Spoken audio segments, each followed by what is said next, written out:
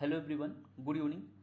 ये जो है हमारे फिजिकल केमिस्ट्री का लास्ट वीडियो है। ठीक है, हमारे 85 इंपॉर्टेंट टॉपिक का टॉपिक नंबर है 27, 28, 29, 30, 31, 32।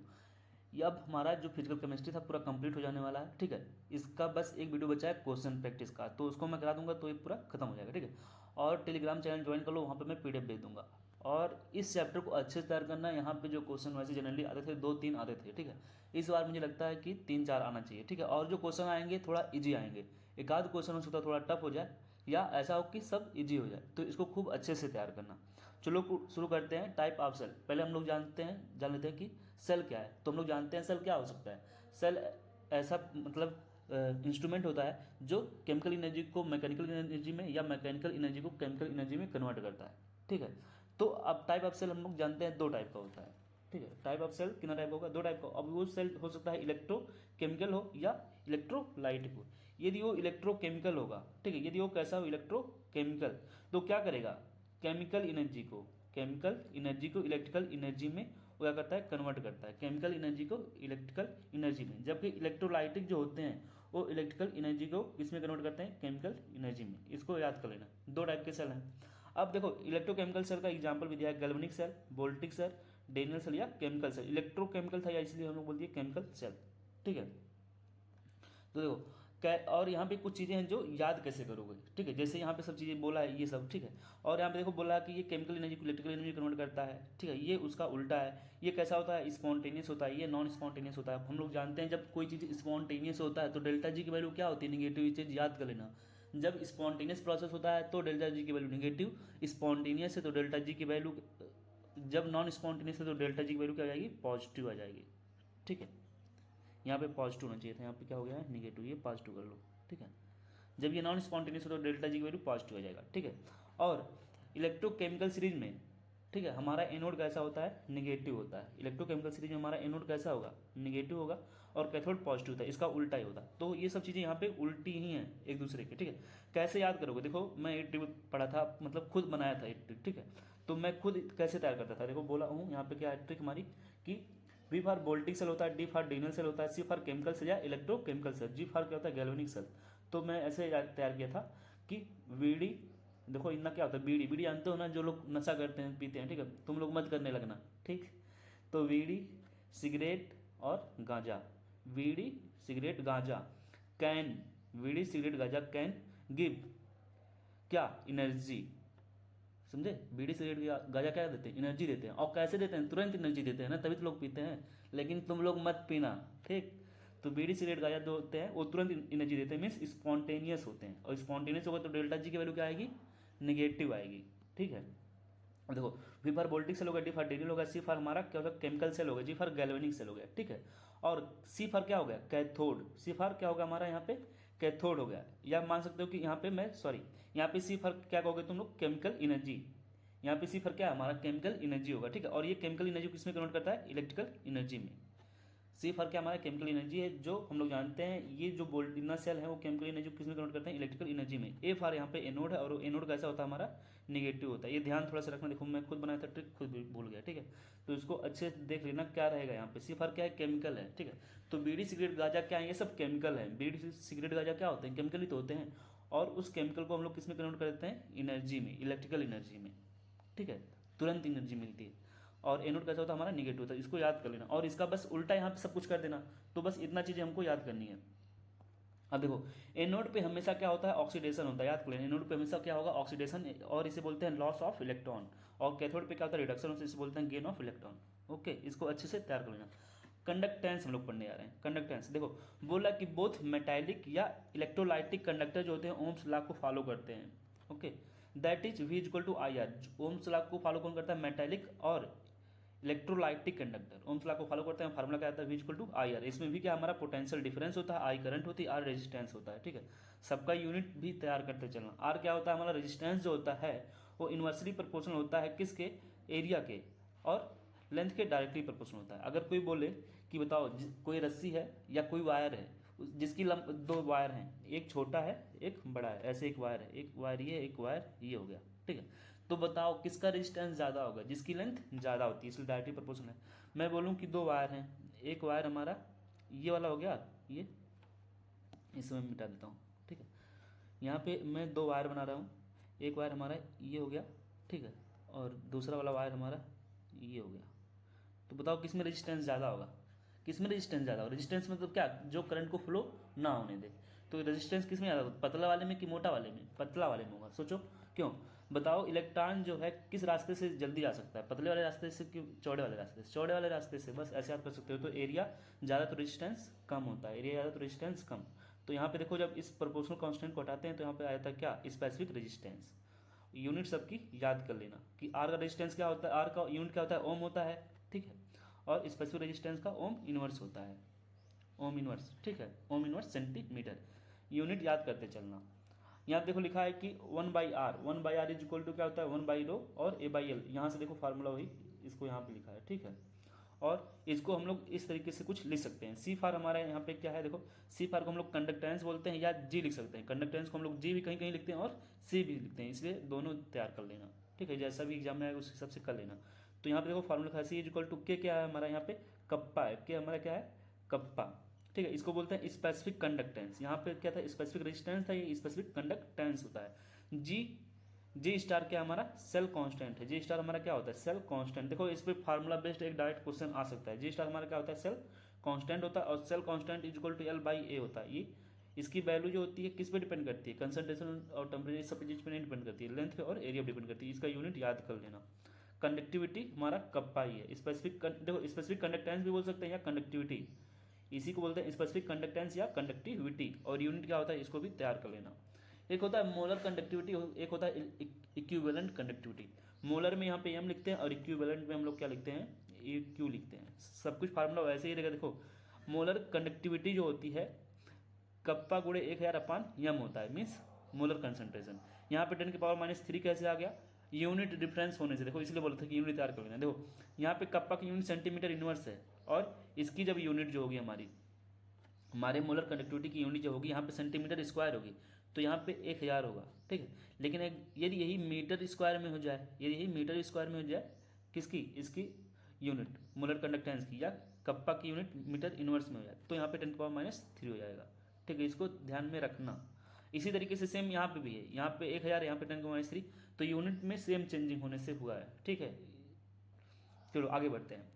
हम लोग जानते हैं नॉर्मेलिटी, ये मैं बता ही चुका था, ठीक है, जब रिडॉक्स पढ़े थे। Normality equal to molarity into balance factor होता है। इसी तरीके से यहाँ पे अब उल्टा हो जाए कि मोलर कंडक्टेंस जो होता है इक्विवेलेंट कंडक्टेंस, यहाँ पे बैलेंस फैक्टर, ठीक है।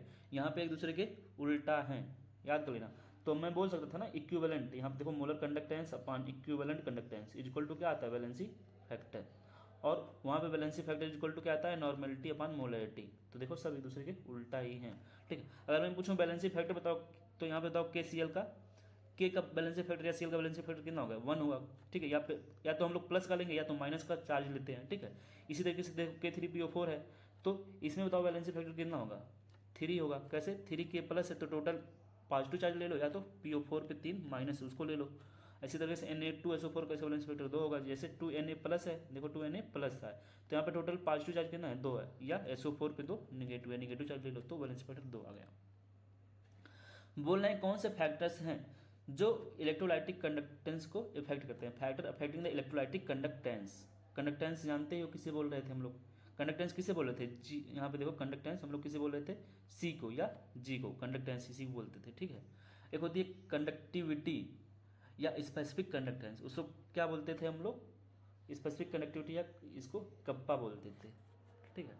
आगे देखते हैं करेंगे कौन कौन से फैक्टर्स हैं। देखो यहाँ पे टोटल हम लोग के पास, ठीक है, 6 फैक्टर हैं, टोटल 6 फैक्टर्स हैं, उसको अच्छे से तैयार करना है, ठीक है। कौन कौन से फैक्टर्स ये डायरेक्ट पूछ सकता है। तो देखो ये थोड़ा भी इंपॉर्टेंट थ्योरेटिकल क्वेश्चन यहाँ से बन सकता था कि इंटर एटॉमिक अट्रैक्शन बताओ जितना ज़्यादा होगा, जब अट्रैक्शन ज़्यादा होगा तो आयन मूव कर पाएंगे, नहीं कर पाएंगे ना, तो कंडक्टेंस जो होगा कम हो जाएगा, वही लिखा है कंडक्टेंस कम हो जाएगा। विस्कोसिटी सोचो हम लोग किस वाले में, अगर माटी में हमको दौड़ना हो और ऐसे ज़मीन पे दौड़ना हो तो किस में ज़्यादा देर दौड़ लेंगे, ठीक है, क्योंकि ज़्यादा माटी वाला जो होगा, ठीक है, जहाँ पे पूरी घास होगी, ठीक है, तो वहाँ पे हम लोग दौड़ नहीं पाएंगे, ठीक है, वहाँ पे कंसंट्रेशन थोड़ा ज़्यादा होगा। लेकिन अगर ऐसे नॉर्मल ज़मीन पे दौड़ना है तो वहाँ पे कंसंट्रेशन कम होता है, वहाँ पे हम लोग दौड़ सकते हैं इजीली।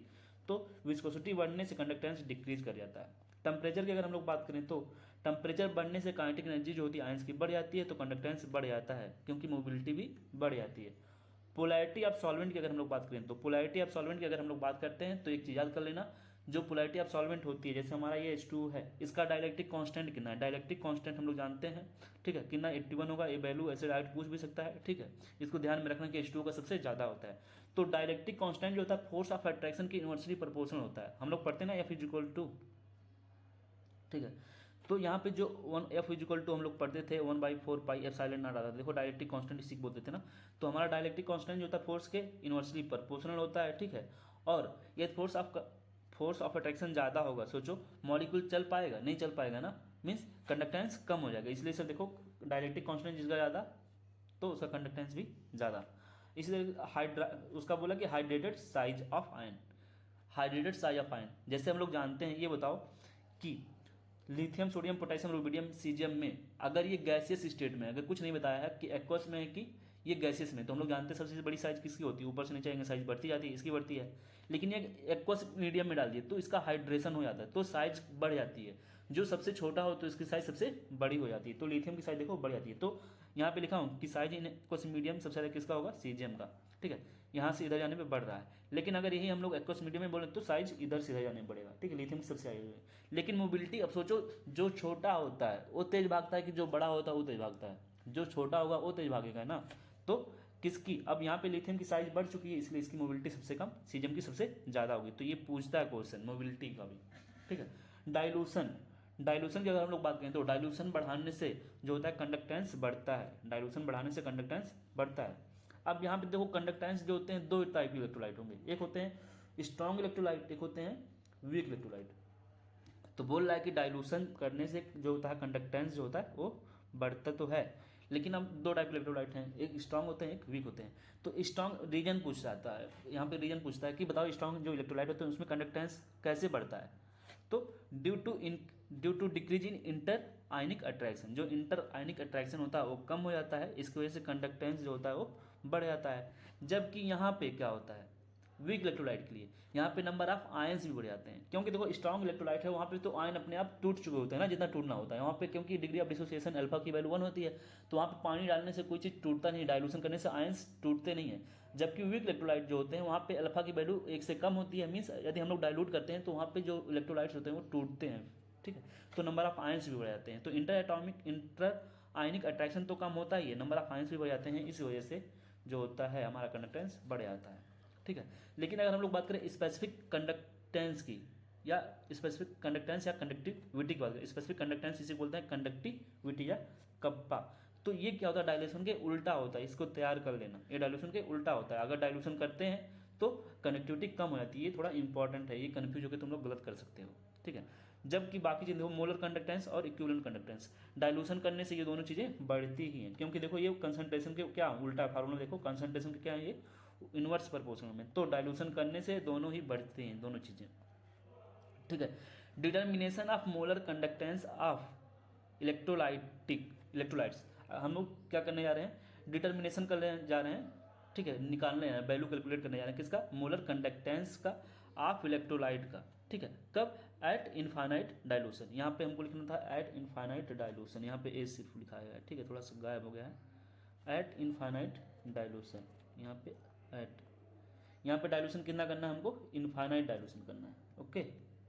यहाँ पे डाइल्यूशन कितना है, एट इनफाइनाइट डाइल्यूशन पे हम लोग निकाल रहे हैं क्या, मोलर कंडक्टेंस। देखो मोलर कंडक्टेंस यहाँ पे लिखा हूँ मैं, ये क्या हमारा डेल्टा एम की तरह से दिख रहा है ना, तो ये हमारा क्या molar conductance at infinite dilution, ये हमारा क्या molar conductance at infinite dilution है, सॉरी ये molar conductance at concentration C, ये हमारा molar conductance at infinite dilution, ठीक है। और ये कांस्टेंट है, ये कंसंट्रेशन है, तो ये फार्मूला याद कर लेना, ठीक है। इसे बोलते हैं डी बाय हकल ऑन सॉगर इक्वेशन, और ये जो इक्वेशन होता है केवल स्ट्रॉन्ग इलेक्ट्रोलाइट के लिए एप्लीकेबल होता है, ये याद कर लेना। पूछ लेता है कि इक्वेशन किसके लिए एप्लीकेबल है, स्ट्रॉन्ग इलेक्ट्रोलाइट के लिए, ठीक है। ये वीक इलेक्ट्रोलाइट के लिए एप्लीकेबल नहीं होता है। अब बोलता है कि ग्राफ कैसे बनता है, स्ट्रॉन्ग इलेक्ट्रोलाइट के लिए जो ग्राफ बनेगा एक स्ट्रेट बनता है, ठीक है, एनसीईआरटी की लाइन है, ठीक है। और ये देखो ये कैसा बनता है, ये स्ट्रेट नहीं बन रहा है। तो बोल रहा है कि जो ये है क्या है, ये मोलर कंडक्टेंस है, ठीक है, एट कंसंट्रेशन सी, या ऐसे भी लिख सकते हो इसको, चाहे ऐसे लिखो चाहे ऐसे लिखो, वही यहाँ पे लिखा हूँ। ये क्या था हमारा मोलर कंडक्टेंस, ठीक है, मोलर कंडक्टेंस है ये eight infinite dilution, eight infinite concentration, ठीक है। तो एट इनफाइनाइट डाइल्यूशन पे है, कुछ इस तरीके से लिख सकते हो या इस तरीके से, ठीक है। तीन तरीके से इसको लिखते हैं। इसी को बोलते हैं लिमिटिंग मोलर कंडक्टेंस, याद कर लेना। इसी को बोलते हैं क्या हम लोग, इनफाइनाइट वाले को लिमिटिंग मोलर कंडक्टेंस बोलते हैं, ठीक है। कोलराउस लॉ हम लोग पढ़ने आ रहे हैं। कोलराउस लॉ है क्या, Kohlrausch law of independent migration of ion. Kohlrausch law के हिसाब से जो आयंस होते हैं उनका क्या होता है, इंडिपेंडेंट माइग्रेशन होता है, ठीक है। तो बोले कि लिमिटिंग मोलर कंडक्टेंस, जो लिमिटिंग मोलर कंडक्टिविटी थी, मीन्स ये वैल्यू ये वाली वैल्यू, ठीक है। Limiting molar conductivity of electrolyte can be represented, ये वही सी बोल रहे हैं कि जो लिमिटिंग मोलर कंडक्टिविटी है ऑफ एन इलेक्ट्रोलाइट उसको हम लोग रिप्रेजेंट कर सकते हैं by the sum of individual, by the sum of, यहाँ पे सम करना है, individual contribution of their anion, ठीक है, एंड कैटायन, ओके, ठीक है। अब देखो कब एट इनफाइनाइट डाइल्यूशन, इसलिए यहाँ पे देखो ऐसे कोई बहुत लोग लिखते हैं या ऐसे भी लिखते हैं, ठीक है, तो इसको ध्यान रखना थोड़ा। यहाँ पे बोला कि an electrolyte on dissociation give cation and anion, तो कुछ इस तरह से फार्मूला आ गया। देखो यहाँ पे ये बताया गया, ये लैम्डा, यहाँ पे देखो लैम्डा एम लिखा गया है, ये क्या है, इनफाइनाइट डाइल्यूशन पे है, ठीक है। देखो यहाँ पे लिखा हूँ मैं, ये क्या है हमारे जो लैम्डा एम सब लिखा हुआ है, ठीक है, ये क्या है, लिमिटिंग मोलर कंडक्टेंस है ऑफ कैटायन हो गया, ठीक है। यहाँ पे जो चीज़ें हैं ये वाली लिमिटिंग मोलर कंडक्टेंस है ऑफ कैटायन, और एक बार एनायन का। देखो ये हमारा कैटायन है, यहाँ पे सी लिखना चाहिए था, ये हमारा क्या प्लस यहाँ पे होना चाहिए था, ठीक है, और यहाँ पे माइनस होना चाहिए था। तो लिमिटिंग मोलर कंडक्टेंस है, तो याद कर लेना। देखो सबसे ज़्यादा हाइड्रोजन का है, ठीक है। कैसे याद करोगे, याद कर लेना कि अगर कैल्शियम हाइड्रोजन ये सब आते हैं, सोडियम वोडियम, तो सबसे ज़्यादा हाइड्रोजन का होता है। फिर जिसके ऊपर डबल चार्ज होता है उसका होता है, तो कैल्शियम का हो गया। और कैल्शियम मैग्नीशियम दोनों के पास डबल चार्ज है, तो जिसका साइज बड़ा हुआ तो कैल्शियम का बड़ा होता है। फिर सिंगल चार्ज वालों का, तो सिंगल चार्ज में वालों का देखो पोटेशियम आ रहा है, सोडियम आ रहा है, उसमें भी सबसे ज़्यादा किसका, जिसका साइज बड़ा होता है, तो ऐसे इसका है। यहाँ पे देखो निगेटिव वाले में मोलर कंडक्टेंस, ये एनसीईआरटी में वैल्यू बेस्ड दिया था, ठीक है, तो यहाँ पे दे दिया, हो सकता हो आ जाए डायरेक्ट ऐसे ही। देखो OH माइनस सल्फेट BrCl और एसीटेट, ये वैल्यू है, ठीक है। ये फार्मूला हमारा हो गया। और यहाँ पे देखो जो ये चीज़ें होती हैं ये क्या होती हैं, स्टाइकियोमेट्रिक कोफिशिएंट्स होती हैं। यहाँ पे हम लोग क्या पढ़ रहे हैं, मोलर कंडक्टेंस पढ़ रहे हैं, ये हमारा क्या है, मोलर कंडक्टेंस, ठीक है। देखो मोलर कंडक्टेंस ही पढ़ रहे हैं, ठीक है, इसे बोलते हैं। और जो ये वैल्यू होती है इसे बोलते हैं क्या, स्टाइकियोमेट्रिक कोफिशिएंट। ये क्या होते हैं, स्टाइकियोमेट्रिक कोफिशिएंट। देखो लिखा है कि ये जो वैल्यूज हैं ये क्या हमारा स्टाइकियोमेट्रिक कोफिशिएंट है कैटायन का, और एक है एनायन का, ठीक है।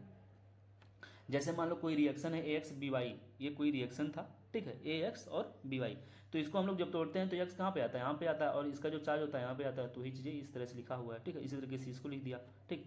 अब इसका जो मोलर कंडक्टेंस था, तो हम लोग जानते हैं यहाँ पे जो X है क्या है इसका, इस वाले का, ठीक है, stoichiometric coefficient of cation, stoichiometric coefficient of anion है, तो और बाकी मोलर कंडक्टेंस लिखा है इसका A का और B का, यहाँ पे B होना चाहिए था, मोलर कंडक्टेंस ऑफ B, एक मिनट, ठीक है। मोलर कंडक्टेंस किसका होगा, यहाँ पे B का होगा, ठीक है। सॉरी सॉरी सॉरी, यहाँ पे एनायन ही होगा, एनायन लिखा था, वो एनायन था, कैटायन और एनायन, तो मैं सही कर देता हूँ, यहाँ पे एनायन ही रहेगा, ठीक है। अब देखो स्टाइकियोमेट्रिक कोफिशिएंट हो गया हमारा इतना। और ये अगर हम लोग मोलर कंडक्टेंस यहाँ पे था, अगर मैं बोलूँ इक्विवेलेंट कंडक्टेंस, तो देखो कुछ इस तरीके से लिखा हुआ है। अब तुम लोग सोचोगे ये स्टाइकियोमेट्री ही है, ये भी स्टाइकियोमेट्री, लेकिन स्टाइकियोमेट्री ये नहीं है, ये हमारा बैलेंसी फैक्टर है, ये हमारा बैलेंसी फैक्टर होता है, ठीक है, कैटायन का और एनायन का। चलो देखते हैं एप्लीकेशन ऑफ कोलराउस लॉ, ठीक है। ये सब चीज़ें जब क्वेश्चन करोगे तो अच्छे से समझ में आएंगी, ठीक है। थोड़ा सा बस इसको ऐसे तैयार करते हुए चलो, फार्मूला भी यूज होगा हम लोग का, ठीक है। एप्लीकेशन कहाँ पे करते हैं हम लोग कोलराउस लॉ का, पहला है कि determination of molar conductance and equivalent conductance of a weak electrolyte का, ठीक है। कोई वीक इलेक्ट्रोलाइट होता है उसकी बात कर रहे हैं कि जैसे टू, हाँ, in order to calculate molar equivalent conductance at infinite dilution of weak electrolyte, हम लोग कह सकते हैं जैसे जो मोलर कंडक्टेंस होता है स्ट्रॉन्ग इलेक्ट्रोलाइट का, हम लोग उसको कैसे निकालते हैं, एक्सपेरिमेंटली निकालते हैं, लेकिन इसका हम लोग कैसे निकाल रहे हैं, ठीक है, इस कोलराउस लॉ से वो बता रहा है, एप्लीकेशन दे रहा है। तो यहाँ पे एक स्ट्रॉन्ग इलेक्ट्रोलाइट है, ये स्ट्रॉन्ग इलेक्ट्रोलाइट है, ये भी स्ट्रॉन्ग इलेक्ट्रोलाइट है, ठीक है। तो इन सब का हम लोग मोलर कंडक्टेंस लिख रहे हैं, ठीक है, एस्टिक एसिड का। तो एस्टिक एसिड का जो मोलर कंडक्टेंस है क्या होगा, देखो यहाँ पे लिखा हुआ है molar conductance HCl, molar conductance of इसका और इसका, कैसे, क्योंकि देखो जब HCl का लिखोगे तो कुछ इस तरीके से मोलर कंडक्टेंस लिखोगे, ये सोडियम एसिटेट का लिखोगे तो कुछ इस तरीके से आएगा, क्योंकि देखो यहाँ पे जो वैलेंसी फैक्टर है इन लोग का स्टाइकियोमेट्री, सोचो HCl का जो स्टाइकियोमेट्री होगा ये H+ और Cl, तो यहाँ पे जो है स्टाइकियोमेट्री 1 ही आ रहा है ना, तो यहाँ पे 1 करते तो कोई मतलब था नहीं, इसलिए कुछ लिखा नहीं गया है, समझ लेना, नहीं तो फार्मूला देखो हमारा यही वाला यूज हो रहा है, फार्मूला मोलर कंडक्ट ये लिखने के लिए हम लोग molar conductance at infinite devolution, तो फार्मूला तो हम लोग वही यूज करके ये सब चीज़ें लिख रहे हैं, लेकिन इन लोग का जो स्टाइकोमेट्रिक कोफिशिएंट है 1 ही है, इसलिए यहाँ पे कुछ यूज नहीं हुआ है, डायरेक्ट वैसे ही सिर्फ लिख दिए हैं। ठीक है, अब तीनों इक्वेशन को सॉल्व करने के बाद ये हमारी चीज़ें आती हैं। देखो इतना इज इक्वल टू ये आ रहा है, ठीक है, और वही प्लस और माइनस, या ऐसे लिख सकते हो तीनों एक दूसरे के बराबर है, ये दोनों और ये। ठीक है, determination of degree of dissociation, हम लोग डिग्री ऑफ डिसोसिएशन कैसे डिटरमाइन करते हैं। देखो ये सब क्वेश्चन जब हम लोग खूब अच्छे से इन सब चीज़ें समझ में आएंगी, बस तुम लोग चीज़ें अभी बस याद करते चलना, फार्मूला वार्मूला कैसे चीज़ें हो रहा है, फार्मूला बस मेन में इसका याद कर लेना।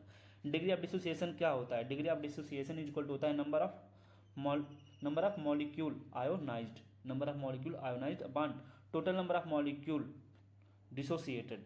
ठीक है, तो number of molecule ionised upon total number of molecule dissolve, number of molecule dissolve कितने हैं। ठीक है, इसी बोलते हैं alpha is equal to molar conductance as concentration C और molar conductance at infinite dilution. ठीक है, और या इसी को मोलर बोलते थे, यहाँ पे इक्विवेलेंट हम लोग बोल रहे हैं। ठीक है, देखो यहाँ पे लिखा हुआ है ये फार्मूला इन दोनों के बीच में, इसके बीच में रिलेशन का भी हम लोग देखे ही थे, फिर यहाँ पे भी देख लिए। ठीक है, तो अच्छे से इसको तैयार करना, किसके बीच में रिलेशन है हमारे इक्विवेलेंट के यहाँ पे कंसंट्रेशन सी था। ठीक है, और यहाँ पे या क्या है इनफाइनाइट है, तो सब कुछ सेम ही है। ठीक है, और देखो तीसरी चीज़ क्या हम लोग डिटरमाइन कर सकते हैं, टू डिटरमाइन द हमारा कांस्टेंट वैल्यू, जिसे बोलते हैं क्या डिसोसिएशन कांस्टेंट। के को क्या बोलते हैं डिसोसिएशन, यहाँ हमारा कप्पा नहीं है। ठीक है, ये कप्पा नहीं है, यहाँ पे क्या हमारा डिसोसिएशन कांस्टेंट है। उसको कैसे निकालते हैं, बोलते हैं K equal to C alpha square upon 1 minus alpha. इस बार हम लोग याद करना कि के वैल्यू कैसे निकालते हैं, K equal to C alpha square 1 minus alpha, और एक होता है K equal to C alpha square. इसको कब लगाएंगे, इसको कब लगाएंगे, ये फार्मूला हम लोग तब लगाते हैं जब अल्फा की वैल्यू डिसोसिएशन की जो वैल्यू होती है वो 5 से ज़्यादा हो, 5% से, या 0.05 हो, तो उससे ज़्यादा हो तो लगाते हैं अल्फा की वैल्यू। क्योंकि देखो ये वैल्यू ज़्यादा होगा, ठीक है, 5% से ज़्यादा, तभी तो हम लोग लगा पाएंगे, क्योंकि ये वैल्यू बहुत छोटा रहेगा। सोचो अगर 0.44 ऐसे हो तो उसको हम लोग निग्लिजिबल मान लेते हैं, तो वही निग्लिजिबल मान कर ये वाला फार्मूला आ गया कि ये तो 1 हो जाएगा, ये कोई मतलब नहीं रहता, तो ये डायरेक्ट आ गया यहाँ से। ठीक है, और क्या डिटरमाइन करते हैं, चौथा क्या है कि जो कोलराउस लॉ था उससे हम लोग क्या फाइंड कर सकते हैं, डिटर्मिनेशन कर सकते हैं सोल्युबिलिटी या स्प्रिंगली सोल्यूबल साल्ट का। हम लोग बताए थे, मैं तुम लोग को बताया था, ठीक है, कि जो जब हम लोग आयनिक इक्विलिब्रियम पढ़े तो जो मोलर कंसंट्रेशन होता है उसी को हम लोग सोल्युबिलिटी भी बोलते थे, बताया था ना। देखो वही चीज़ यहाँ पे यूज हुई है। ठीक है, जहाँ पे सी है वहाँ पे एस कर सकते हैं और फार्मूला से निकाल सकते हैं, फार्मूला ये लोग जानते ही हो। नेक्स्ट है क्या हमारा इलेक्ट्रोकेमिकल सीरीज। इलेक्ट्रोकेमिकल सीरीज हम लोग जानते हैं, इलेक्ट्रोकेमिकल सीरीज इसका यूज बहुत ज़्यादा है। ठीक है, इससे हम लोग क्या क्या चीज़ें बताते हैं। देखो पहला तो एप्लीकेशन में आप लिख दिया हूँ कि इलेक्ट्रोकेमिकल सीरीज का हमारा एप्लीकेशन क्या है। तो इलेक्ट्रोकेमिकल सीरीज से हम लोग बता सकते हैं कि हमारा क्या नेचर होगा रिएक्टेंट का, ऑक्सीडाइजिंग होगा कि रिड्यूसिंग होगा। ठीक है, रिएक्टिविटी क्या होगी नॉन मेटल या मेटल की, तो ऑक्सीडाइजिंग पावर हम लोग बताते हैं, ऑक्सीडाइजिंग पावर कैसा होगा और रिड्यूसिंग पावर कैसा होगा। ऑक्सीडाइजिंग एंड रिड्यूसिंग पावर के बारे में हम लोग बताते हैं। ठीक है, एसआरपी देख के स्टैंडर्ड रिडक्शन जो पोटेंशियल होता है उसकी वैल्यू देख के हम लोग बता सकते हैं कि कैसा वो होगा, ऑक्सीडाइजिंग पावर कैसा होगा उसका। ठीक है, उसकी रिएक्टिविटी क्या होगी, तो ये देखो याद कर लेना। ऑक्सीडाइजिंग जो पावर होता है, ये मैं रिडॉक्स वाले चैप्टर में बताया था कि ऑक्सीडाइजिंग जो पावर होता है वो रिड्यूसिंग पावर की पहली बात तो उल्टा होगा, लेकिन ऑक्सीडाइजिंग जो पावर होगा एसआरपी के डायरेक्टली प्रोपोर्शनल होता है। जिसका एसआरपी ज़्यादा उसका ऑक्सीडाइजिंग पावर ज़्यादा, लेकिन उसकी एसओपी कम होती है, स्टैंडर्ड ऑक्सीडेशन पोटेंशियल। ठीक है, तो जिसकी रिडक्शन पोटेंशियल ज़्यादा है, अगर किसी का रिड्यूसिंग पावर ज़्यादा है मतलब उसका स्टैंडर्ड ऑक्सीडेशन पोटेंशियल ज़्यादा होता है। किसी का स्टैंडर्ड ऑक्सीडेशन पोटेंशियल ज़्यादा मतलब क्या, और रिड्यूसिंग पावर उसका ज़्यादा होगा। रिएक्टिविटी भी ऐसे ही है, रिएक्टिविटी ऑफ एक बार मेटल का हम लोग देखते हैं और रिएक्टिविटी ऑफ नॉन मेटल। तो रिएक्टिविटी ऑफ मेटल और नॉन मेटल एक दूसरे के पहली बात तो उल्टा होंगे। रिएक्टिविटी ऑफ मेटल जो होती है एसओपी की ज़्यादा होती है, स्टैंडर्ड ऑक्सीडेशन पोटेंशियल। ठीक है, अब कैसे याद करोगे, देखो मैं तुम लोग को बहुत बार बोल चुका हूँ कि कुछ चीज़ें होती हैं, कुछ चीज़ों का कॉन्सेप्ट जो होता है हम लोग एग्जाम्पल से याद करते हैं। जैसे ये सब चीज़ें ना जानते हो मैं कैसे याद किया था, ये सब चीज़ें बस मैं एलिमेंट से याद किया था, सोडियम लिथियम को पकड़ा था। मैं जानता हूँ कि जो लिथियम है और सोडियम है इनका जो होता है ये एसओपी स्टैंडर्ड ऑक्सीडेशन पोटेंशियल बहुत ज़्यादा होता है, और जब बहुत ज़्यादा होगा तो कैसे होंगे, एक अच्छे रिड्यूसिंग एजेंट होंगे। और उनकी रिएक्टिविटी जो मेटल्स हैं तो उनकी देखो जिसकी एसओपी ज़्यादा उस रिड्यूसिंग पावर भी ज़्यादा, और वो उनकी रिएक्टिविटी भी मेटल की बहुत ज़्यादा होती है। ठीक है, तो मैं ऐसे तैयार किया था, तो ऐसे भी एग्जाम्पल पकड़ा करो। ठीक है, और उसके इन्वर्स लगा दो। जैसे मैं तुम लोग को दिखाऊँ, अब देखो जिसकी SRP ज़्यादा, ठीक है, SRP ज़्यादा तो उस नॉन मेटल की रिएक्टिविटी ज़्यादा। अब देखो यहाँ पे हमारा फ्लोरीन है, तो फ्लोरीन की SRP की वैल्यू बताओ। इसके SRP की वैल्यू क्या है 2.87। ये पॉजिटिव में और सबसे ज़्यादा इसी का होता है, इसलिए बोला था कि फ्लोरीन बहुत ही स्ट्रॉन्ग ऑक्सीडाइजिंग एजेंट होता है, ठीक है। तो देखो SRP देखो यहाँ पे लिखा है SRP ज़्यादा तो ऑक्सीडाइजिंग पावर ज़्यादा और रिड्यूसिंग पावर उल्टा हो जाएगा, कम हो जाएगा। तो ये एक स्ट्रॉन्ग ऑक्सीडाइजिंग एजेंट है, ये स्ट्रॉन्ग ऑक्सीडाइजिंग एजेंट है ये, ठीक है। और फ्लोरीन यहाँ पे लिथियम, हमारा लिथियम सबसे नीचे है, ये एक अच्छा रिड्यूसिंग एजेंट है, ये अच्छा एक रिड्यूसिंग एजेंट है, ठीक है, स्ट्रॉन्ग रिड्यूसिंग एजेंट है। तो अब देखो जिसका इसका SRP ज़्यादा है, इसका हाईएस्ट SOP ज़्यादा, हाईएस्ट इसका हाईएस्ट क्या है SOP, इसका हाईएस्ट क्या है SRP, हाईएस्ट SRP, ठीक है। जिसका SRP ज़्यादा होगा तो वो हमारा एक अच्छा ऑक्सीडाइजिंग एजेंट होगा। देखो SRP ज़्यादा होता है, SRP ज़्यादा तो ऑक्सीडाइजिंग पावर ज़्यादा होता है, ठीक है। और SRP ज़्यादा यदि SRP यदि ज़्यादा होता है किसी नॉन मेटल के लिए तो उसकी रिएक्टिविटी भी ज़्यादा होती है। देखो फ्लोरीन किस लिए हम लोग जानते हैं, फ्लोरीन क्लोरीन ब्रोमीन में सबसे ज़्यादा रिएक्टिविटी किसकी होती है, फ्लोरीन की। सोडियम पोटेशियम इस सब में, लिथियम में सबसे ज़्यादा रिएक्टिविटी किसकी होती है, लिथियम की होती है। अच्छा रिड्यूसिंग एजेंट कौन होता है, लिथियम होता है, ठीक है। इसलिए तो हम लोग पढ़ते हैं lithium aluminium hydride, lithium aluminium hydride जो पढ़ते हैं, और एक पढ़ते हैं सोडियम NaBH4। तो इन दोनों में सबसे अच्छा रिड्यूसिंग एजेंट कौन होता है, हमारा ये वाला होता है, लिथियम वाला, ठीक है। अब हम लोग पढ़ने आ रहे हैं next Faraday's law of electrolysis. Faraday's law of electrolysis पढ़ने वाले हैं। देखो फैराडे ने इलेक्ट्रोलिसिस का 2 लॉ दिया था, ठीक है। पहला लॉ क्या है, पहला लॉ में बताएं अमाउंट ऑफ सब्सटेंस डिपोजिटेड और लिबरेटेड किस पे, एट इलेक्ट्रोड पे, वो डायरेक्टली प्रोपोर्शनल होता है अमाउंट ऑफ चार्ज पास। देखो जो अमाउंट जो लिबरेट हो रहा है, मतलब प्रोड्यूस हो रहा है या डिपॉजिट हो रहा है किस पे, एट इलेक्ट्रोड पे, वो डायरेक्टली प्रोपोर्शनल होता है कितना अमाउंट ऑफ चार्ज जो है पास किया है इलेक्ट्रोड के थ्रू। वही चीज़ यहाँ पे लिखा है कि W जो होती है अमाउंट ऑफ सब्सटेंस, वो डायरेक्टली प्रोपोर्शनल होता है कितना चार्ज पास किया है। हम लोग जानते हैं कि ये क्या हमारा वेट लिबरेटेड है और ये चार्ज कितना पास हुआ है। तो जब ये डायरेक्टली प्रोपोर्शनल कांस्टेंट को हटाते हैं तो जेड की वैल्यू आ गई यहाँ पे W इक्वल टू ZQ, ठीक है। जेड क्या है हमारा, एक इलेक्ट्रोकेमिकल इक्विवेलेंट है, इसको याद कर लेना। जेड हमारा इलेक्ट्रोकेमिकल इक्विवेलेंट है। फैन Q की वैल्यू अगर 1 हो जाए, यदि Q की वैल्यू यहाँ पे हम लोग 1 कर देते हैं तो देखो दोनों बराबर हो जाते हैं, ठीक है। इसको तैयार कर लेना। Q इक्वल टू हम लोग जानते हैं Q इक्वल टू NIT भी लिख सकते हैं, Q इक्वल टू क्या, sorry Q equal to NE भी होता है, Q इक्वल टू IT होता है, ठीक है। ये अलग अलग वैल्यू है, इसको तैयार कर लेना। मैं यहाँ पे लिखता हूँ, फिजिक्स में हम लोग पढ़ते हैं ना, फिजिक्स में पढ़े होंगे हम लोग। Q इक्वल टू क्या पढ़ते थे, Q इक्वल टू NE पढ़ते थे, या इसी को बोलते थे Q इक्वल टू IT, ठीक है। तो अपने टाइम पे अलग अलग टाइम पे इसको यूज करेंगे हम लोग, इसलिए बोला था फार्मूला अच्छे से तैयार कर लेना। और देखो जेड इक्वल टू, ये तो हो गया, ये भी हो गया। हम लोग जानते हैं 1 फैराडे इक्वल टू कितना कूलम होता है, एक फैराडे जो होता है 96,500 कूलम के बराबर होता है अप्रॉक्स में। या हम लोग बोल सकते हैं कि चार्ज ऑन 1 मोल इलेक्ट्रॉन।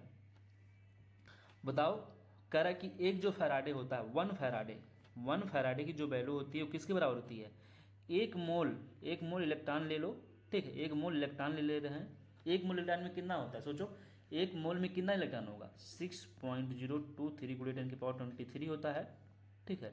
तो एक मोल इलेक्ट्रॉन के पास कितना चार्ज होता है, चार्ज कितना होता है माइनस एक के पास कितना होता है 1.0 × 10⁻19, इसी से मल्टीप्लाई कर दोगे एक मोल का, ठीक है। तो ये वाली वैल्यू आ जाती है। तो वही बोल रहा है कि 1 फैराडे इक्वल टू होता है 96,500 कूलम, या वो जो वैल्यू होती है एक मोल इलेक्ट्रॉन के ऊपर जो चार्ज होता है वो वैल्यू होती है, ठीक है।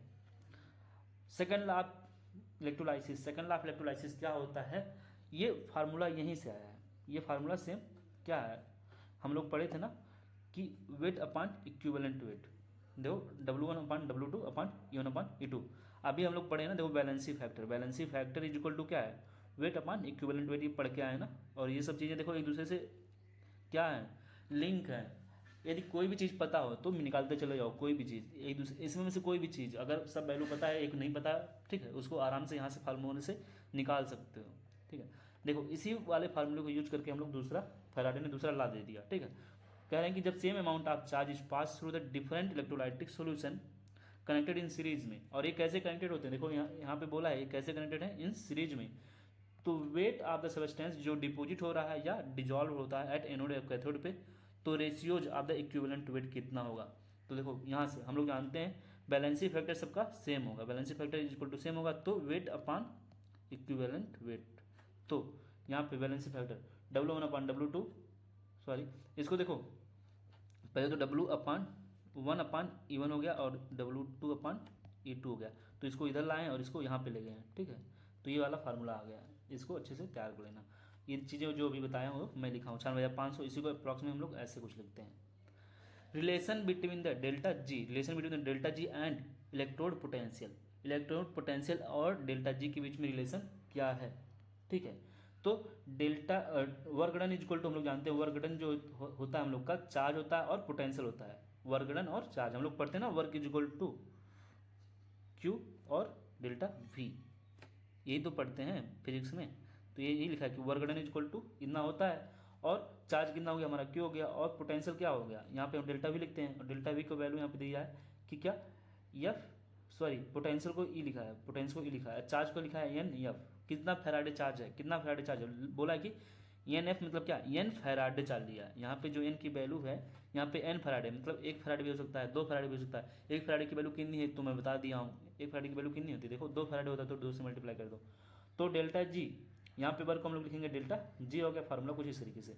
ये इसी को हम लोग स्टैंडर्ड फॉर्म में थोड़ा बोलना चाहिए, तो स्टैंडर्ड गिव्स फ्री एनर्जी हो गया या वर्क हो गया, और हमारा क्या है स्टैंडर्ड इलेक्ट्रोड पोटेंशियल हो गया। और इसी को देखो अगर हम लोग इस फॉर्म में लिखना चाहें तो ये वाला फार्मूला हम लोग 2-3 जगह पढ़ चुके हैं, तो ये फिर से आ गया, ठीक है। देखो अभी लोग मैं बताया था कि कब रिएक्शन को स्पॉन्टेनियस बोलेंगे, कब नॉन स्पॉन्टेनियस बोलेंगे और कब इक्विलिब्रियम में बोलेंगे। जब निगेटिव होता था डेल्टा जी तो स्पॉन्टेनियस बोलते थे, जब पॉजिटिव होता तो नॉन स्पॉन्टेनियस बोलते थे, और इक्विलिब्रियम क्या होता था हमारा जीरो हो जाता था डेल्टा जी की वैल्यू, ठीक है। और अगर ई से हमको बताना हो ई की वैल्यू कंपेयर करके, ठीक है, तो ई की वैल्यू यदि पॉजिटिव है तो क्या होगा स्पॉन्टेनियस, ई की वैल्यू यदि निगेटिव है तो नॉन स्पॉन्टेनियस, ठीक है। सेल पोटेंशियल क्या होता है, सेल का पोटेंशियल, तो देखो यहाँ पे सेल पोटेंशियल यहाँ पे है डिफिनेशन पढ़ लेना, लेकिन उससे पहले मैं बता रहा हूँ इलेक्ट्रोड का पोटेंशियल। देखो जो हमारा एक इलेक्ट्रोड होता है, इलेक्ट्रोड ठीक है, ऐसे कोई कंसंट्रेशन तो वहाँ पे इलेक्ट्रोड होता है, तो बोला कि इलेक्ट्रोड पोटेंशियल क्या होता है, तो इलेक्ट्रोड पोटेंशियल होता है एक पोटेंशियल डिफरेंस होता है किसके किसके बीच का, बिटवीन द इलेक्ट्रोड, दो कह रहे हैं इलेक्ट्रोड पोटेंशियल क्या है, मीन्स दो इलेक्ट्रोड के बीच की जो पोटेंशियल डिफरेंस होती है इसी को बोलते हैं इलेक्ट्रोड पोटेंशियल, ठीक है। When the it is the potential difference between the electrode and electrolyte, means जो कंसंट्रेशन इसमें है। इलेक्ट्रोड पोटेंशियल क्या होता है, दो इलेक्ट्रोड के बीच का डिफरेंस नहीं है, इलेक्ट्रोड जो पोटेंशियल है एक पोटेंशियल डिफरेंस होता है बिटवीन द इलेक्ट्रोड एंड जो इलेक्ट्रोलाइट यहाँ पे होती है। When the concentration of all species involve in unity known as standard electrode potential, ठीक है। स्टैंडर्ड इलेक्ट्रोड पोटेंशियल कब लेते हैं, कब बोलते हैं, जब concentration of all species involve is unity. Cell potential क्या होता है, सेल देखो इलेक्ट्रोड पोटेंशियल जो होता है इलेक्ट्रोड और कंसंट्रेशन के बीच, इलेक्ट्रोलाइट के कंसंट्रेशन के बीच में जो डिफरेंस होता है उसको बोलते हैं इलेक्ट्रोड पोटेंशियल। लेकिन सेल पोटेंशियल किससे बोलते हैं, ये जो होता है इलेक्ट्रोड के पोटेंशियल है, दो इलेक्ट्रोड हैं उनके बीच में जो डिफरेंस आता है उससे बोलते हैं सेल पोटेंशियल। तो ये जो वैल्यू मैं निकाल रहा हूँ ये क्या हमारा सेल पोटेंशियल ही है, सेल पोटेंशियल, इसको क्या बोलते हैं सेल का पोटेंशियल, ठीक है। ये हमारा क्या है सेल पोटेंशियल है। अब देखो कैथोड माइनस एनोड कर रहे हैं, ठीक है, कैथोड माइनस एनोड किए हैं, देखो ये दो यहाँ पे इलेक्ट्रोड लिए हैं ना, कैथोड यहाँ पे एनोड माइनस एनोड कर रहे हैं, कैथोड माइनस एनोड कर रहे हैं, ठीक है। तो देखो अलग अलग चीज़ के लिए अलग अलग करते हैं, ठीक है। जैसे देखो ये तो इस पोटेंशियल पोटेंशियल हो गया कि पोटेंशियल डिफरेंस होता है between the electrode potential, reduction potential इसे बोलते हैं या कैथोड एंड एनोड बोलते हैं, ठीक है। ईएमएफ ऑफ द सेल क्या होता है, ये लाइन थोड़ा इंपॉर्टेंट है, ईएमएफ ऑफ द सेल। देखो ईएमएफ जो निकालते हैं किसी सेल का वो हम लोग कब बताते हैं, जब उसमें करंट फ्लो जीरो हो। ईएमएफ जो होता है हमारा सेल का पोटेंशियल ही होता है, ईएमएफ हमारा सेल के पोटेंशियल के बराबर हो कब, जब करंट जो उसमें फ्लो जो हो जाए वो ना हो, means current I equal to क्या हो जाए जीरो हो जाए इलेक्ट्रोड में, तब जो पोटेंशियल सेल पोटेंशियल होता है इसी बोलते हैं क्या ईएमएफ ऑफ द सेल, ठीक है। ये एक फार्मूला दिया था E cell equal to E right minus E left, और E cell equal to E, देखो ये हमारा क्या था सेल पोटेंशियल था, ये हमारा स्टैंडर्ड सेल पोटेंशियल है, ठीक, या स्टैंडर्ड इलेक्ट्रोड पोटेंशियल है, इसी को सेल पोटेंशियल बोलते हैं इलेक्ट्रोड पोटेंशियल, ठीक है। अब देखो फार्मूला इस सेल के लिए पहले मैं बोल रहा हूँ, ठीक है, और यहाँ पे मैं रिडक्शन पोटेंशियल के हिसाब से लिया हूँ, रिडक्शन पोटेंशियल, ठीक है, ठीक है। यहाँ पे कैथोड और एनोड है, या इसको ऐसे लिख सकते हैं हम लोग, यहाँ पे क्या है आर सी ई हो गया हमारा ई सेल का कैथोड और यहाँ पे एनोड है। और देखो अब ऑक्सीडाइजिंग पावर के रूम में यहाँ पे ऑक्सीडेशन, यहाँ पे रिडक्शन पोटेंशियल था, अब ऑक्सीडेशन पोटेंशियल के रूम में लिखेंगे तो यहाँ पे एनोड माइनस कैथ, हाँ यहाँ पे एनोड और क्या हो जाएगा, एक कैथोड हो जाएगा, यहाँ पे कैथोड होना चाहिए था, ठीक है, यहाँ पे एनोड और यहाँ क्या हो जाएगा हमारा कैथोड, यहाँ पे कैथोड कर दो,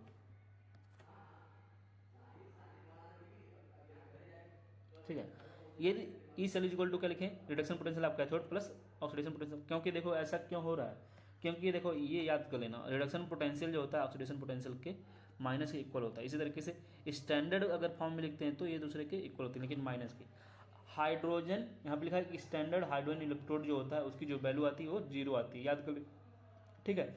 जो स्टैंडर्ड हाइड्रोजन इलेक्ट्रोड होता है उसकी जो ई नॉट की वैल्यू होती है वो क्या होती है, जीरो होती है। इसी तरीके से एक होता है कंसंट्रेशन सेल, कंसंट्रेशन सेल अभी हम लोग पढ़ेंगे, उसका भी ई नॉट का वैल्यू क्या होता है, जीरो ही होता है, ठीक है। ये एज्यूम किया गया है यहाँ पे, ठीक है। तो इसी तरीके से कंसंट्रेशन सेल भी होता है, ऐसे डायरेक्ट पूछ लेता है बताओ उसकी ई नॉट की वैल्यू क्या होगी, जीरो होगी, ठीक है। नस्ट इक्वेशन, नस्ट इक्वेशन क्या है हमारा, तो मेन इक्वेशन ये है, ये भी हमारा नस्ट इक्वेशन ही है, पूछ सकता है कोई भी इसमें से, ये भी नस्ट इक्वेशन का एक फॉर्म है, ये भी, ठीक है। तो देखो बोला कि कैसे ये नस्ट इक्वेशन थोड़ा सा आया है, तो हम लोग एक रिलेशन जानते थे, ठीक है, थर्मोडायनेमिक्स में पढ़े थे, delta G equal to delta G not plus R T L Q.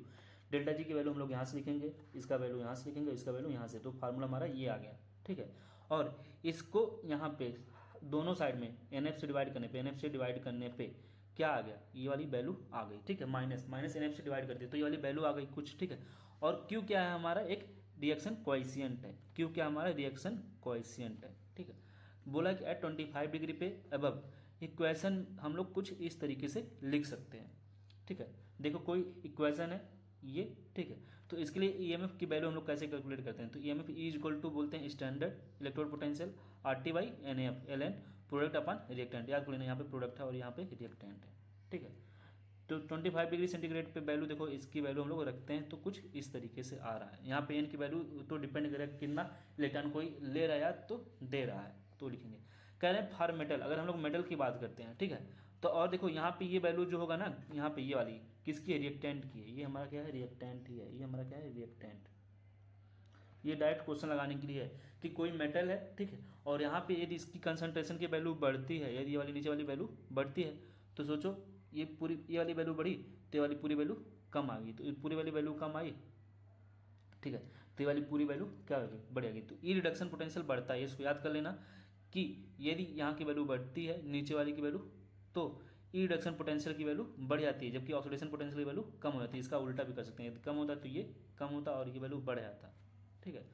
At equilibrium पे हम लोग जानते हैं, एट इक्विलिब्रियम पे क्या होता था, ई सेल की वैल्यू जीरो होती थी और स्पॉन्टेनियस के लिए निगेटिव होती थी, और सॉरी ई सेल की वैल्यू इक्विलिब्रियम पे जीरो और स्पॉन्टेनियस के लिए ई सेल की वैल्यू क्या होती थी, पॉजिटिव, और नॉन स्पॉन्टेनियस के लिए क्या होती है, निगेटिव होती थी। तो वही चीज़ें यहाँ पे लिखी हुई, तो ई सेल की वैल्यू जीरो हो गई तो ई नॉट स्टैंडर्ड की वैल्यू हम लोग निकाल सकते हैं इस फार्मूले से, या यदि इसको हम लोग इस फॉर्म में लिखना चाहे तो लॉग को हटा करके कुछ इस तरीके से आएगा, ठीक है। ये पहले लिखना चाहिए था हमको, ठीक है, पहले लेकिन उल्टा हो गया थोड़ा सा, इसको कर लेना, ठीक है।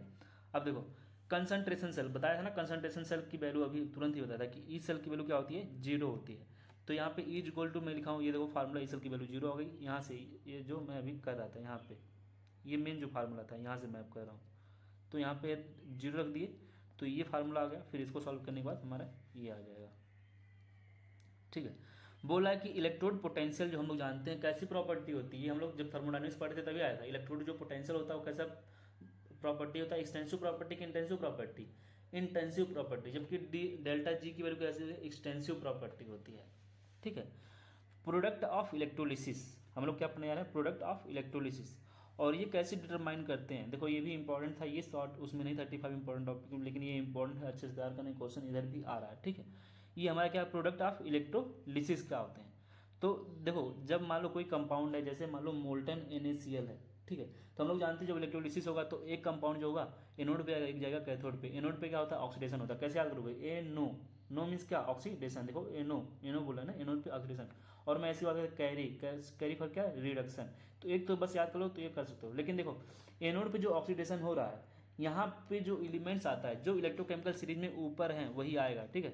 ये कैसे याद करोगे, इसका ट्रिक होता है, ठीक। अब मैं ट्रिक बताऊंगा नहीं, तुम लोग अपना तैयार कर लेना, क्योंकि ये जो ट्रिक था ये तो एनसीईआरटी के बेस है, मैं इसमें और एलिमेंट ऐड किया था तो मेरा ट्रिक था, ठीक है। लेकिन एनसीईआरटी के बेस पे तुम लोग इसको अपना ट्रिक से कुछ ना कुछ सबके पास ट्रिक हो जाता है, तो अपना याद कर लेना, ठीक है। यदि जरूरत पड़ेगी तो तुम लोग कमेंट कर देना, तो मैं बता दूंगा एक वीडियो में, ठीक है, जब इसका क्वेश्चन करवाऊंगा, लेकिन तब आज ही करना कमेंट।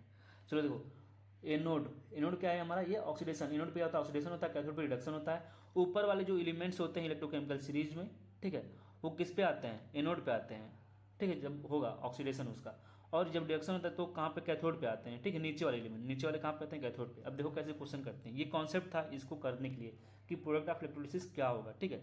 जैसे मैं बोलूँ मोल्टन NaCl है, तो मोल्टन NaCl मीन्स यहाँ पे NaCl बहुत ज़्यादा कंसंट्रेशन में है, तो Na केवल होगा और Cl माइनस होगा, ठीक है। यहाँ पे दो टाइप के चार्ज होंगे।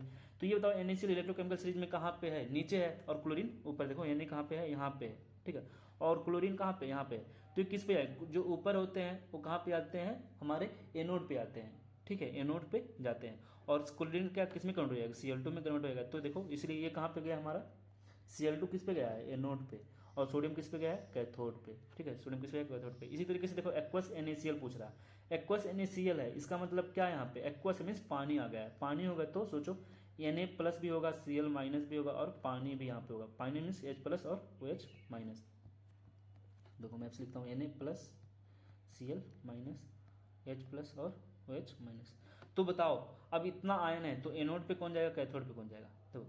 तो पहले देखो माइनस माइनस में, इस माइनस माइनस में हम लोग तुलना करेंगे कि माइनस वाला जो है इसमें से कौन जाएगा। तो माइनस वाले में देखो जो सबसे ऊपर होगा वही पहले जाता भी है इलेक्ट्रोकेमिकल सीरीज में। तो देखो याद कर लेना, Cl सबसे पहले जाता है, फिर OH जाता है, मान लो OH भी हो और हमारा SO4 भी हो, तो ये एक सीरीज है कि कौन पहले जाएगा। तो सबसे पहले ये हेलोजन जाते हैं, तो हमारा क्लोरीन जाएगा एनोड पे, एनोड पे जाएगा हमारा, और उसका क्या हो जाएगा, ऑक्सीडेशन। हम लोग जानते थे ना ये सब किस पे आते थे, इस पे जाएंगे, ठीक है। तो एनोड का ये जाएगा, क्लोरीन देखो किस पे चला गया, इस पे। अब बचा हमारा क्या, ये प्लस वाला, सोडियम और प्लस में, यहाँ पे देखो एनोड पे कौन चला गया हमारा, क्लोरीन चला गया, एनोड पे कौन चला गया हमारा, क्लोरीन चला गया, Cl वाला, ठीक है, OH नहीं गया। अब इस सोडियम और हाइड्रोजन में कौन जाएगा, सोडियम और हाइड्रोजन में बताओ, ठीक है। तो जो ऊपर होता है बताया ना, जो इलेक्ट्रोकेमिकल सीरीज में ऊपर होता है, तो बताओ सोडियम में और हाइड्रोजन में ऊपर कौन है, यहाँ पे हाइड्रोजन है, सोडियम और हाइड्रोजन, हाइड्रोजन कहाँ पे, यहाँ पे यहाँ पे, तो यहाँ पे ऊपर है ना, तो ये जाएगा इलेक्ट्रोकेमिकल सीरीज में, इसीलिए यहाँ पे H2 बना है। समझ में आया कुछ कैसे ये चीज़ें बन रही हैं। इसी तरीके देखो डाइल्यूट H2SO4 है, मीन्स डाइल्यूट अगर H2SO4 है तो यहाँ पे क्या क्या हो सकता है, डाइल्यूट H2SO4 होगा तो पानी होगा, तो पानी होगा तो उसकी वजह से देखो पहले H2SO4 है तो उसकी वजह से देखो क्या बनेगा, यहाँ पे 2H है, ठीक है, और SO4 है, यहाँ पे माइनस वाला, पानी की वजह से क्या होगा, H प्लस होगा और OH माइनस होगा। अब बताओ यहाँ पे H है तो ये प्लस वाला तो जाएगा कैथोड पे, तो हाइड्रोजन कहाँ पे जाएगा, देखो हाइड्रोजन कहाँ पे चला गया हमारा, कैथोड पे, देखो हाइड्रोजन कैथोड पे गया। अब देखो यहाँ पे SO4 है और OH है, इन दोनों में से कौन जाएगा बताओ, OH जाता है, और OH जाता है तो क्या निकलेगा, O2 निकालेगा, OH का जाएगा तो O2 निकालेगा, तो यहाँ पे देखो इसलिए O2 निकल रहा है। अभी बताया था ना कौन जाता है, देखो यहाँ पे इसी तरीके से बताया था कंसंट्रेटेड अगर H2SO4, देखो यदि कंसंट्रेटेड है तो पानी वहाँ पे रहेगा नहीं, तो ये टूटेगा H2, ठीक है, H2 है कंसंट्रेटेड में, तो यहाँ पे H2 गया कैथोड पे और SO4 जाएगा हमारा एनोड पे, ठीक है। बस इतना था हमारा, ये इलेक्ट्रोकेमिकल सीरीज खत्म हो चुका है, ये चैप्टर भी खत्म हुआ है। इसको अच्छे से तैयार करना, इसका क्वेश्चन प्रैक्टिस मैं करवा दूंगा, काफ़ी इंपॉर्टेंट क्वेश्चन ही करवाऊंगा मैं, ज़्यादा क्वेश्चन नहीं करवाऊंगा, 60-65 क्वेश्चन PYQ के हैं, कुछ एनसीईआरटी क्वेश्चन होंगे, ठीक है। उसको तुम लोग अच्छे से यार तैयार कर लेना। और देखो हमारा फिजिकल खत्म हो चुका है, ठीक है, इसको अच्छे से बस अब रिवाइज करते रहो, रिवाइज करते रहो, ठीक है। अब ऑर्गेनिक शुरू होगा और इनऑर्गेनिक दोनों साथ में चलेगा। इनऑर्गेनिक मैक्सिमम 3 से 4 दिन लगेंगे और ऑर्गेनिक भी 7 से 8 दिन लगेगा, ठीक है, 12 दिन में खत्म हो जाएगा।